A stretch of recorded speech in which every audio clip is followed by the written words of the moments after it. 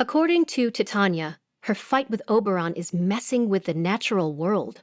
Here, Titania describes how heavy mists have been pulling water from the sea and then dumping it in the rivers, causing them to overflow.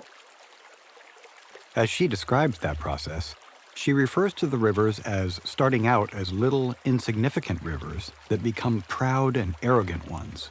If you think about it, it's a little strange to call a river proud, as we don't tend to think of rivers as having human feelings like pride. Attributing human qualities to non-human things is a literary device called personification.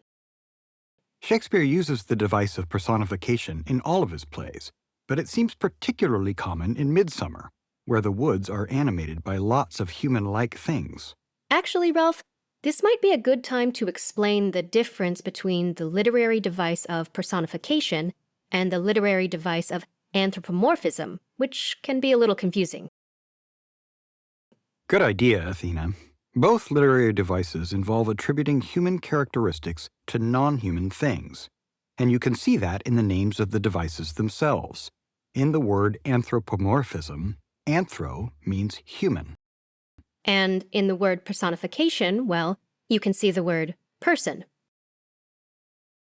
To help me remember the difference between the two devices, I like to focus on the morphism part of anthropomorphism.